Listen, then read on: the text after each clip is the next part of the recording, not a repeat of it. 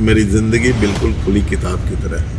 5 साल में मेरे पास घर नहीं हुआ, 5 साल में मेरे पास कोई अपना बिजनेस नहीं है, मेरे पास कोई होटल नहीं है, मेरे पास कोई पेट्रोल पंप नहीं है। जितने एमपी और एमएलए हुए सबका अपने अपने कंस्टिट्यूंसी में आवास है क्या? नीतियों को प्रभावित करने की ताकत ना हो तब तक सरकार में मंत्री ना हो। अपराध करोगे तो मुकदमा होगी।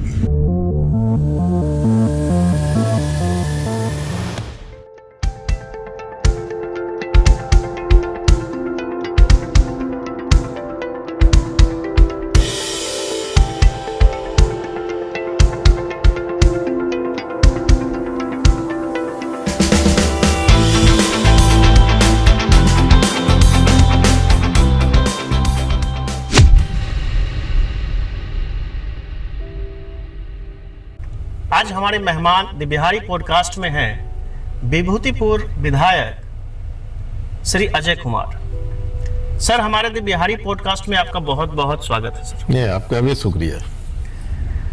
सर, अब विधानसभा चुनाव में बहुत कम समय रह गया है, कैसी तैयारी चल रही है सर? ये विधानसभा चुनाव में तैयारी जो है ना, असल एक्चुअली जिस दल की मैं राजनीति करता हूँ, भारत की कम्युनिस्ट पार्टी मार्क्सवादी का, उसमें हर दिन जनता के बीच में रहना है, जनता के सवाल पर संघर्ष करना है, जन मुद्दों को इकट्ठा करना है और उसके निदान के लिए प्रयास करते रहना है। तो पीछे 5 साल में कोई ऐसा दिन नहीं है जिस दिन जनता के किसी सवाल को लेकर के कोई काम ना किया हो। आमतौर पर बिहार के अंदर जो एमएलए होते हैं वो पटना में रहते हैं, लेकिन कम्युनिस्ट पार्टी मार्क्सवादी का एमएलए होने के नाते हर समय पार्टी का काम और फिर जनता के संघर्षों के बीच में खड़ा होना होता है। और इसीलिए 5 साल में मतलब मैं कह सकता हूँ आपको, कोई ऐसा महीना नहीं जिस महीने में 20 दिन अपने क्षेत्र में ना रहा। तो जब 20 दिन अपने क्षेत्र में रहा तब फिर मेरे लिए बहुत ऐसी बात नहीं है कि बहुत तेज दौड़ करके बहुत ये करना है वो करना है, भाग दौड़, वो नहीं है। कंसिस्टेंट आप बने हुए हैं, कंटिन्यू। इस बार सर जब आप जा रहे हैं अपने प्रचार में, तो किन मुद्दों पे आप वोट मांग रहे हैं? जो 5 वर्ष आपने कार्य किए हैं उसमें, या अपने गठबंधन पे, या फिर जात पात जो आज के समीकरण में देखा जाता है, पार्टियां जो है इसका भी बहुत ज़्यादा ख्याल रखती है किस सीट से कौन सी जाति के लोग चढ़ेंगे, क्योंकि जाति बहुत ज़्यादा बड़ा पैमाना है कम से कम बिहार नहीं, बिहार के अंदर में जो जाति है उसकी एक सच्चाई है, उसको इग्नोर नहीं किया जा सकता है। बट लेकिन मैं इस चुनाव में आपका जो सवाल है कि किन मुद्दों को लेकर के आप चुनाव में, एजेंडा क्या है? मेरा एजेंडा क्या है? तो मेरा एजेंडा है कि पिछली बार जो मैं काम किया उस काम के बाद एक तो जनता के बीच में उस काम को लेकर के मैं काम किया, जो मुख्य रूप से 3 काम एक एमएलए के लिए होता है। पहला काम होता है विधायक का कि विधानसभा के अंदर विधायकी के काम में हस्तक्षेप करना। संयोग से, सौभाग्य दुर्भाग्य से, हमसे पहले जो 10 साल एमएलए रहे थे उन्होंने 10 साल में कोई एक क्वेश्चन जनता का विधानसभा में नहीं किया था। तो जब क्वेश्चन नहीं किया था तो ये विभूतिपुर की जनता के मन में ये सवाल उठते रहता था कि आखिर विधायक किस काम के लिए होते हैं। बिल्कुल। तो मैं 5 साल में 120 दिन टोटल सेशन चली है, 120 दिन में 292 क्वेश्चन, यानी कि प्रतिदिन 2 या 3 क्वेश्चन मैं किया। एक तरफ 10 साल में 0 था, 5 साल में 292 क्वेश्चन। ये हम समझते हैं कि जो विधायक का सबसे बड़ा काम होता है और मूल काम होता है, उसको एक हद तक मैं किया। अपने क्षेत्र की आवाज जो है विधानसभा में, सदन में उठाना, क्षेत्र की आवाज को भी मैं उठाया और राज्य के स्तर के भी सवाल को भी मैं उठाया और जिला के स्तर के सवाल को भी मैं उठाया। सर, 5 ऐसे बड़े काम या कुछ ऐसे महत्वपूर्ण काम जिन उपलब्धियों के कारण जिस बार जो है आपका चुनाव आसान हो गया? उसमें मुख्य रूप से सबसे बड़ा काम है कि जो लॉ एंड ऑर्डर का यहाँ प्रॉब्लम था, यहाँ पॉलिटिकल मर्डर बहुत हो रहे थे और 5 साल में पॉलिटिकल मर्डर जो है होना बंद हो गया। एक तरीके से जो अगर डेटा निकाल करके देखा जाएगा तो पिछले 5 साल में, उससे पहले जो 10 साल था उसमें जितने मुकदमे होते थे, जितने कई तरह का लॉ एंड ऑर्डर का प्रॉब्लम होता था, तो ये 5 साल में वो नहीं हुआ। उसका रीज़न ये हुआ कि थाने के अंदर जो करप्शन था, उस करप्शन में एमएलए का जो पहले मिली भगत होती थी, तो उससे हमारा कोई दूर दूर तक का वास्ता नहीं रहा। बल्कि मेरे तरफ से यह दबिश हर समय बनाने की मैं कोशिश किया कि आप अननेसेसरी किसी को भी परेशान मत करो, लेकिन अगर कोई क्राइम करता है तो उसको आप छोड़ोगे नहीं। नतीजा ये हुआ है कि अभी आप आम तौर पर किसी मोहल्ले में जाएंगे तो लोग बताएंगे कि नहीं, 5 साल हम लोग बहुत अमन चैन से हम लोगों ने रहा। 2 घटना घटी, बड़ी घटना। डबल मर्डर जो है हुआ, एक मर्डर जिसमें पूर्व एमएलए जो थे वो उसमें अभियुक्त थे, एक मुखिया सुरेंद्र की हत्या हुई थी, वो उसमें 2 मर्डर हुए थे, और दूसरा एक मर्डर हुआ था सीएसपी में, जगन्नाथपुर में जो है वो लूट के लिए आया था और प्रोटेस्ट किया, उसमें 2 मर्डर हुआ। इसके अलावे जो है 1-2 घटनाएं घटी और मुकदमे जरूर हुए, लेकिन उस तरह का कोई मुकदमा नहीं हुआ और उस तरह का कोई वायलेंस भी नहीं हुआ। तो एक तो ये बड़ा सवाल है। दूसरा सवाल है कि एमएलए चुने जाने से पहले तो विभूतिपुर के अंदर जो हॉस्पिटल है, उस हॉस्पिटल में डॉक्टर नहीं बैठता था। पीएससी में डॉक्टर नहीं बैठता था, जो प्रखंड स्तर का हॉस्पिटल है। फिर पंचायतों के अंदर जो हॉस्पिटल हैं, जैसे नरहन हॉस्पिटल या टेकुना हॉस्पिटल या गंगौली हॉस्पिटल या कल्याणपुर हॉस्पिटल, वहाँ बाज़ाब्ता एमबीबीएस डॉक्टर की बहाली थी। तो पीएससी में नहीं बैठ रहा था तो यहाँ कैसे बैठता? तो विधायक बनने के बाद मैं अचानक एक रोज मैं चला गया, एक एमएलए होने के नाते मैं देखूं कैसा है हॉस्पिटल, तो डॉक्टर ही नहीं था। तो मैं पता किया कि भाई बोलो बाकी पंचायतों में जो है ये 5 एमबीबीएस डॉक्टर वो कहाँ है? कोई नहीं है। तो मैं मीटिंग बुलाया, सीएस को मैं बुलाया और सीएस को मैं बोला कि सभी डॉक्टर और प्रभारी, उसके साथ मेरी मीटिंग होगी।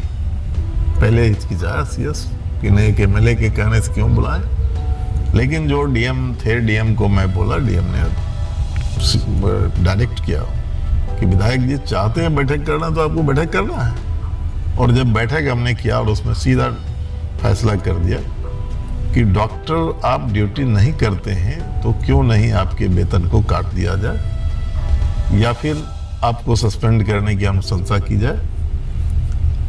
और अंततः आपस में निर्णय हुआ कि नहीं, सभी डॉक्टर अब काम पर रहेंगे। तो ये काम पर जो नहीं रहते थे तो उसके कारण थे कि पहले जो एमएलए थे तो उनको पर डॉक्टर 3,000 रुपया महीना, टोटल वो 5,000 रुपया महीना देता था। कुछ और भी सीएस और प्रभारी, हेल्थ मैनेजर वो लोग लेते थे, और उसके बदले में वो सिर्फ महीने में 1 दिन आके अटेंडेंस बना के जाते थे। तो इसको मैं समाप्त कर दिया। मेरा दबाव इतना तेज उस पर हुआ कि मैं खुद उसका अटेंडेंस काटना शुरू किया और अटेंडेंस काट करके उसके फोटो लेकर के डीएम को और सीएस को भेजना शुरू किया। उसके तनख्वाह कटने शुरू हो गए और नतीजा सामने आ गया कि आज वही हॉस्पिटल है, वही डॉक्टर है, आज सभी बैठते हैं। और ये ना सिर्फ पीएससी में बल्कि गांव के अंदर नरहन में ताले लगे हुए थे, जंग लगा हुआ था, उसको तोड़ करके वहाँ आज डॉक्टर बैठते हैं। 10 बजे से लेके 3 बजे तक डॉक्टर बैठते हैं सभी जगह। तो हेल्थ के बारे में लोगों का एक मतलब गुड ओपिनियन मतलब हुआ, वही हॉस्पिटल है, वो वही सब चीज़ है, लेकिन आज क्यों बैठ रहा है? तो ये था दूसरा। और तीसरा जो है एजुकेशन को, चूंकि मैं छात्र आंदोलन से आया था तो एजुकेशन को मैं टारगेट किया था कि मुझे इस पर काम करना है। और जब मैं एमएलए बना तो 22 ऐसे विद्यालय थे, नवसृजित विद्यालय प्राइमरी, जिसके पास भवन नहीं था। बिहार सरकार ने फैसला लिया था कि बिहार के अंदर जितने भवनहीन विद्यालय हैं उनको डिमोलिश करना है, लेकिन सौभाग्य या दुर्भाग्य में विधानसभा में चला है। मैं बोला ये विभूतिपुर का कोई डिमोलिश नहीं होगा, भवन नहीं है, मेरे फंड से सभी विद्यालय को पहले बना दिया जाए। लिख करके मैं लेटर पैड पर दिया और सदन में मैं उठाते रहा कि आपने जो ये फैसला लिया, ये फैसला गलत है। अगर आपने किसी बच्चे को जन्म दिया तो उसकी परवरिश करना आपकी जिम्मेदारी है, ना कि बच्चे का गला घोट करके जो है दफन कर दो। और इस पर मैं लगातार सदन के अंदर उठाते रहा। नतीजा हुआ कि सरकार भी फैसला को लेने के लिए मजबूर होना पड़ा कि नहीं, एजुकेशन को प्राथमिकता दे करके और उन विद्यालय को जहाँ नहीं बना उसको बना। लेकिन तब तक तो मेरे 22 विद्यालय बन चुके थे, तो बाकी जगह फिर इसका फायदा हुआ। तो ये जो एजुकेशन पर सिर्फ वही नहीं था मेरा काम, बल्कि मेरे विधानसभा में जाने के बाद यहाँ पर मैं बीओ को बुला करके पूछा कि डिप्टेशन में कितने टीचर हैं। क्योंकि जब मैं ब्लॉक पर मैं एक दिन आया तो मैं देखा 10-12 टीचर हमसे मिल रहे हैं। मैं पूछा छुट्टी लेकर के हो, तो कोई जवाब नहीं दिया। तो बीओ को पूछा, बीओ बता 130 टीचर डिप्टेशन में है। अच्छा। और वो डिप्टेशन में जाकर के कोई मेरे ख्याल से जो है ना अननेसेसरी डिप्टेशन लेकर के कोई बिजनेस कर रहा है, कोई दवाई की दुकान चला रहा है, कोई मतलब बीपीएससी की तैयारी कर रहा है, कोई और भी कारोबार में शामिल है। तो मैं बीओ को बोला सबका डिप्टेशन आज का आज रद्द करो। तो वो डिप्टेशन ऐसे रद्द नहीं हुआ क्योंकि उसका नेक्सस था, वो पैसा ले रहा था। तो उसके बारे में भी मेरा डीओ से बात हुई, फिर डीएम से बात हुई और तीसरे दिन सारा डिप्टेशन रद्द हो गया और सभी टीचर स्कूल चले गए। जहां सर आपकी लोकप्रियता इस तरह से है कि बहुत साधारण व्यक्ति हैं, बहुत साधारण वेशभूषा है। जनरली जो विधायक होते हैं उनका ताम झाम लश्कर बहुत होता है। एक तरफ आपकी लोकप्रियता इससे जानी जाती है कि जिस पार्टी से आप ताल्लुकात रखते हैं तो उसकी विचारधारा ऐसी है कि बहुत सिंपल लिविंग, हाई थिंकिंग और समाज से जुड़े रहते हैं, लोगों को खासकर गरीब तबकों के उत्थान के लिए काम करते हैं। तो ये लोकप्रियता हुई सर। दूसरा जो आरोप आप पे लगता है, जो आपने चर्चा भी किया कि जो बहुत सारे आरोप हैं उसमें से एक आरोप जो महत्वपूर्ण है कि विधायक जी से जिनको टकराव होता है, जो विधायक जी को पसंद नहीं करते हैं या जो जिसको विधायक जी पसंद नहीं करते हैं उस पर विधायक जी एफआईआर करवा देते हैं। इसमें सर कितनी सच्चाई? जिस किसी ने भी बताया तो उससे एक बार तो पूछ लेते कि किसके ऊपर मैं मुकदमा करवाया। मेरी ये फहरिस्त नहीं है। मैं किसी के ऊपर 5 साल में एफआईआर नहीं करवाया, लेकिन विपक्ष को तो कुछ कहने के लिए खोजना है ना जी। हाँ, लेकिन यह भी बात है कि कोई जुर्म किया तो उसके खिलाफ मैं आवाज उठाया। सपोज दैट कि पूर्व एमएलए उसने जब मर्डर किया तो मैं विधानसभा में क्वेश्चन किया। तो जब विधानसभा में क्वेश्चन किया तो इसका दर्द तो होगा जी। फिर जो दूसरे लोग वाइट दे रहे हैं तो उनका क्या है, वो मर्डरर है। हमारा कॉमरेड रामनाथ महतो की हत्या किया और एक नहीं हमारे 26 साथियों का यहाँ पर कत्ल किया है और हर कत्ल होने के बाद सबका मुकदमा हुआ और उसमें सजा भी हुई। तो अपराध करोगे तो मुकदमा होगी। मैं बैठने वाला नहीं हूं, लेकिन अननेसेसरी कोई प्रूफ करे कि मैं विधायक जी कई फलाने बात को नहीं सुना या वो तो मेरे ऊपर केस कर दिया, ऐसा कोई एक प्रूफ तो दे। कोई प्रूफ नहीं। दूसरा सर दूसरा आरोप है कि 5 साल हो गए विधायक जी को, अभी तक विभूतिपुर में उन्होंने कोई आवास नहीं बनाया और वो जनरली समस्तीपुर में अपने आवास में रहते हैं, तो लोग उनसे मिलने में बहुत ज़्यादा सुलभ महसूस नहीं करते हैं। सो विधायक जी कभी भोज भात में ही आते हैं और वो उनका जो है, जैसे पटना में ही रहते हैं, विधानसभा सेशन चलता है, तो ऐसा कोई आवास होता कि सुबह या रात को जो है लोग आपसे मिल पाते, तो एक ये भी आरोप आप पे लगते हैं। नहीं, वो जो है विपक्ष का कहना है, लेकिन आप एक बात बताइए कि आज तक जितने एमपी और एमएलए हुए सबका अपने अपने कंस्टिट्यूएंसी में आवास है क्या? मैं बता रहा हूं कि यहाँ का अभी सांसद जो है गृह राज्य मंत्री है जी, उनका कोई आवास नहीं है। सर हाल ही में उनका आवास है बॉर्डर पर है। बॉर्डर पे, राइट? बिल्कुल बॉर्डर पर है। हाँ। वहीं शुरू होता है हाजीपुर, जी। वो बॉर्डर पर है, वहां रहते नहीं है। चुनाव के दौरान रहते हैं? वो नहीं रहते हैं, हाजीपुर रहते हैं। मैं पूरे गारंटी के साथ और दावे के साथ मैं कह रहा हूं। और दूसरी बात मैं कह रहा हूं कि आवास की जहां तक बात है, इस जिला के अंदर जो है ना 6 ऐसे एमएलए हैं जिनका अपने कंस्टिट्यूंसी में आवास नहीं है। बिल्कुल सही। विजय बाबू का, विजय चौधरी मंत्री है, क्या उनका आवास है कंस्टिट्यूंसी के अंदर? नहीं, दल सिंह सराय अपने गांव के, अपने गांव में है जी। फिर मैं आपसे पूछ रहा, आलोक मेहता जी का आवास है क्या? पटना में। पटना में है। तो मैं आपको ये पूछ रहा हूँ, तो सर आप बाकी से अलग है ना सर? मैं इसीलिए वहीं पर आ रहा हूँ। ये कोई एक विधायक के लिए जरूरी नहीं है कंस्टिट्यूंसी के अंदर आवास होना, जरूरी ये है कि उन्हें जनता से कनेक्टिविटी बना के रखना। और आपको मैं जो जिन लोगों ने ये सवाल किया, शायद वो ये नहीं बताया कि मैं सप्ताह में एक दिन पूरा दिन मैं ब्लॉक में बैठता हूँ। वो तो सर इधर 2 साल से सर नहीं, जैसी जानकारी मुझे नहीं, गलत। मैं चुनाव जीतने के साथ ही मैं फैसला किया कि सप्ताह में एक दिन मंगलवार को ब्लॉक में बैठूंगा जी। और ये बिहार का एकलौता में एमएलए हूं। बिहार का कोई एमएलए, 1-2 एमएलए कोशिश भी किया, सहमत हूं सर, कि हम बैठे हैं, तो उन्हें बैठने की जगह तक नहीं मिली। मुझसे लोगों ने पूछा कि आप कैसे बैठते हैं, आपको जगह कैसे मिली? मुझे तो जगह नहीं दिया। डीएम से बोले तो डीएम भी कहा कि नहीं, आपको जगह नहीं मिलेगा जी। सवाल ये उठता है कि मैं सप्ताह में एक दिन इसी बात के लिए मैं बैठता हूं कि अगर किसी को कोई जरूरत है और उसे लगे कि हम नहीं मिल पा रहे हैं, तो वो दिन फिक्स है। विदाउट फेल मैं 5 साल ब्लॉक में बैठते रहा। एक चैम्बर बजाबता जो है वो मेरा वहां बना हुआ है जी। एक दूसरी बात है कि मैं 20 दिन कंस्टिट्यूंसी के अंदर मैं आते रहा, और जब मैं आता हूं तो मैं चुपचाप नहीं रहता हूं। मेरी मीटिंग होती है, दूसरे और भी काम है, संगठन का काम है, पार्टी का, पब्लिक मीटिंग भी करते रहता हूं। तो इसीलिए जिनको जब जरूरत पड़ी, और कुछ एक लोग कभी बुला भी लिए कि मुझे आपसे बहुत जरूरी बात, मैं उनके घर पर भी चला गया। तो जनता से कनेक्टिविटी बना करके रखने के लिए जो है, जो जरूरत है घर का, आवास का, किसी ने, हालांकि हमको आज तक ये फर्स्ट टाइम आपसे सुन रहे हैं जी। किसी ने कोई सजेशन नहीं दिया कि आप यहाँ पर घर बना लीजिए।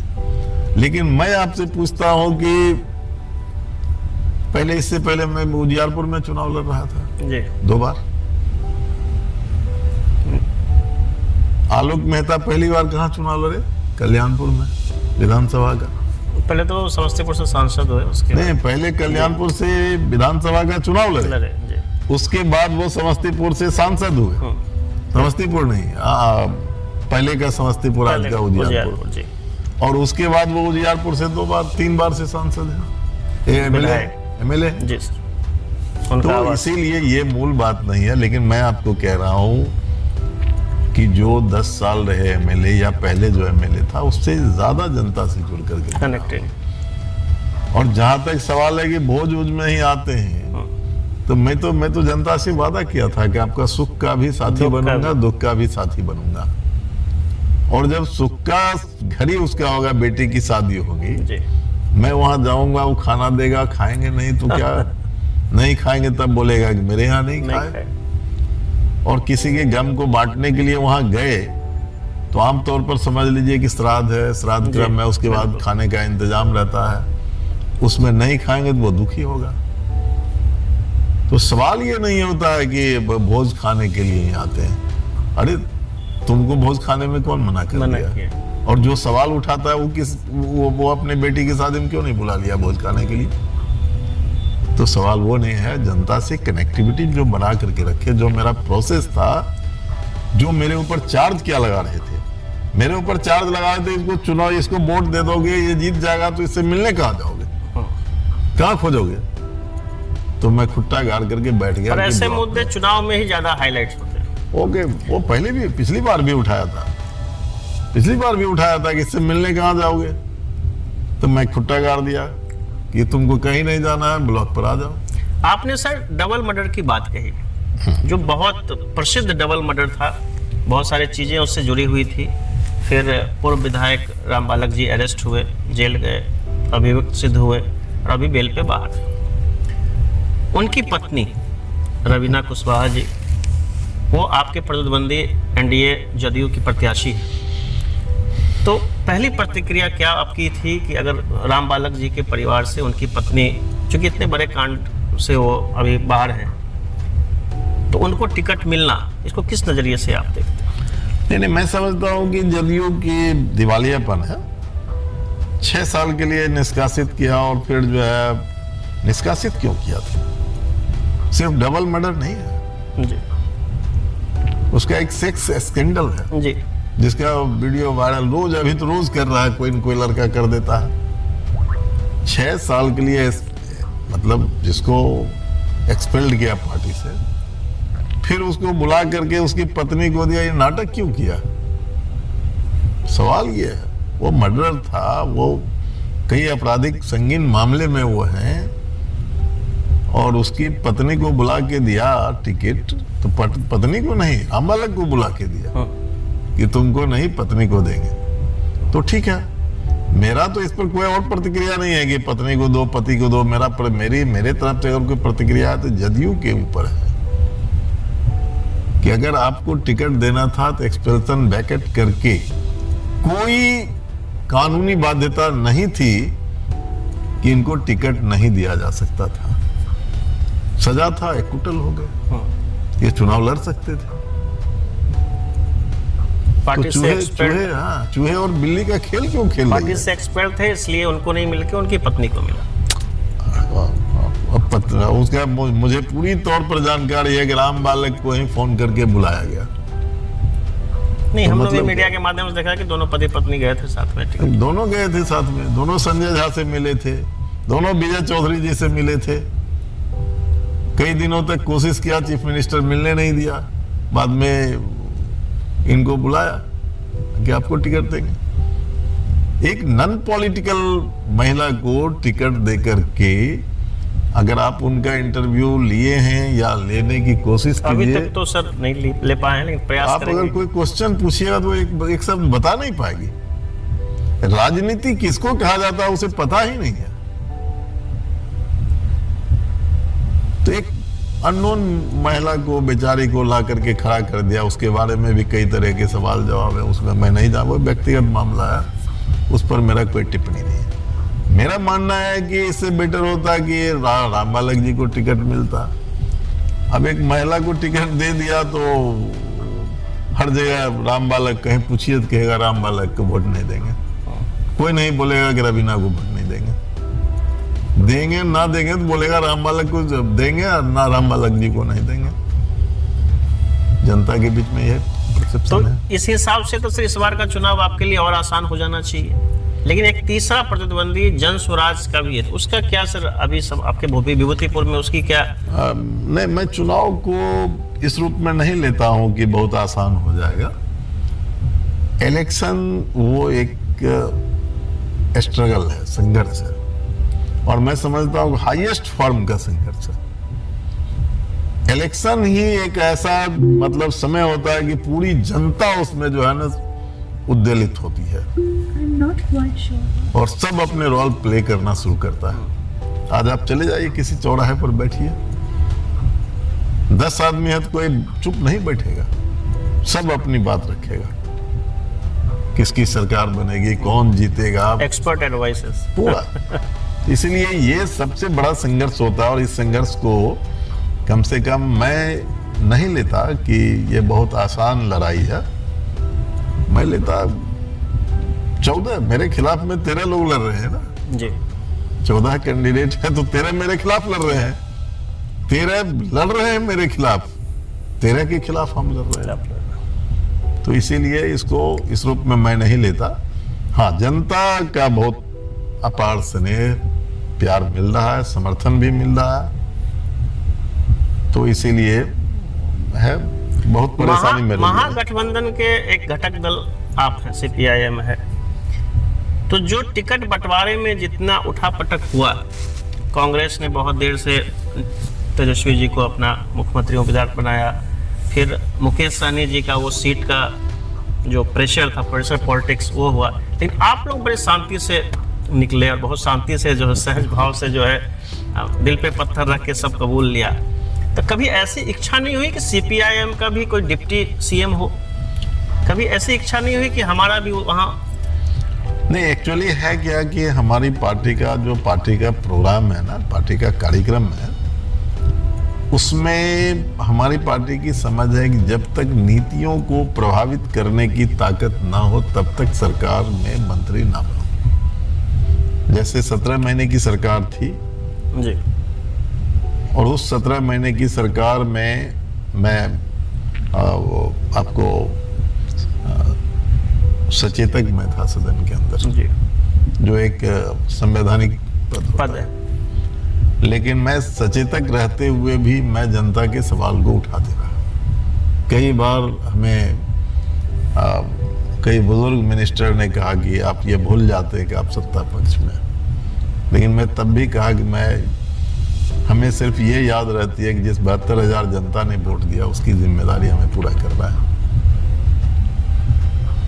तो इसीलिए हमारी पार्टी के अंदर कोई ये लालसा है ही नहीं।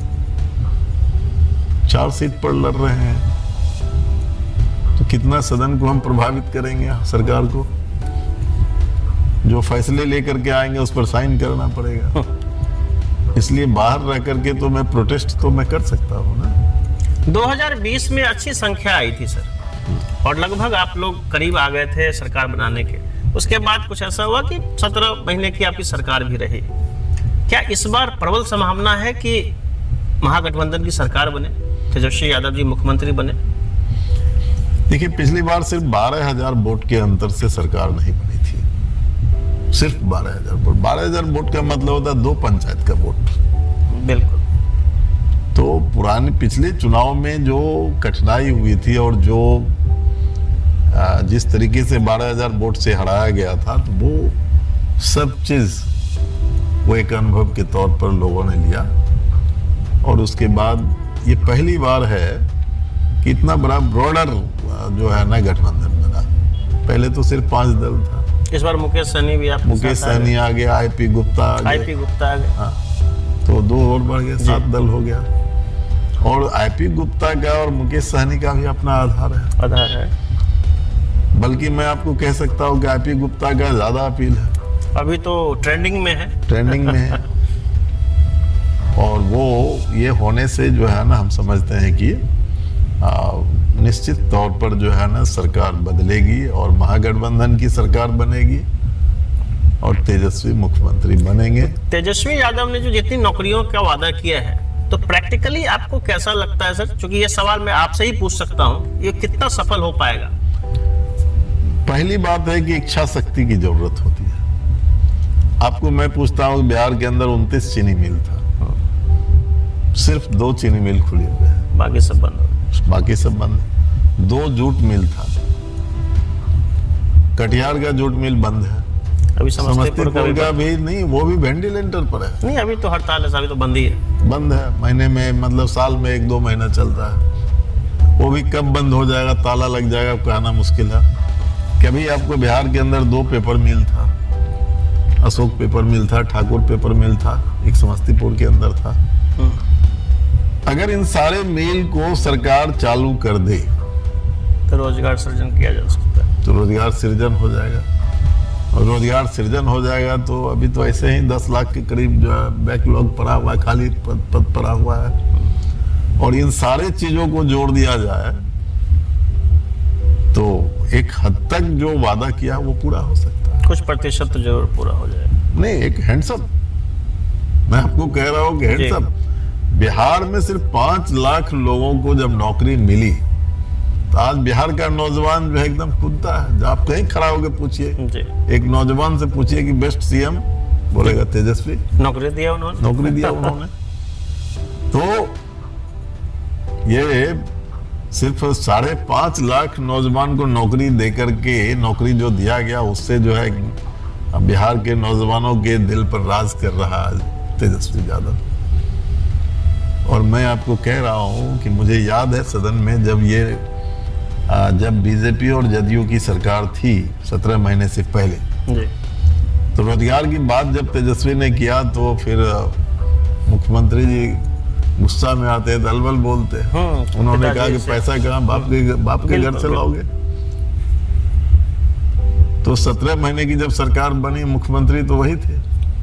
तो 5.5 लाख लोगों को नौकरी तो मिल गई। तो इसीलिए मेरा समझ है, मैं जो समझता हूँ कि महागठबंधन ने जो अपने घोषणा पत्र में जो कुछ बातों को रखा है तो वो ऐसे नहीं रखा, हम लोगों से राय करके रखा। कोऑर्डिनेशन कमेटी का मैं मेंबर हूँ। तो इसीलिए ये वायदे जो किया है वो लगता है कि बहुत बड़ा वायदे है, ये पूरा नहीं कर पाएगा। ये ठीक वैसा ही लगता है जैसा नीतीश जी बोले थे कि बाप घर से पैसा लाओगे। तो इसीलिए हम समझते हैं कि वो भी एक पूरा होगा। इस बार सर अगर विभूतिपुर विधानसभा से पुनः आप विधायक चुने जाते हैं तो ऐसे कौन से कार्य हैं जो आप करना, सबसे पहले प्रमुख कार्य कौन से हैं जो आपने प्लान कर रखा है, जो आपके रोड मैप में? नहीं, मेरे मन में जो सबसे पहला है रोड मैप में कि एजुकेशन के मामले में बहुत आगे बढ़ा है। अभी मैट्रिक के इम्तिहान में साक्षी कुमारी हमारे विभूतिपुर की एक गरीब की बेटी, उसने बिहार का टॉपर भी।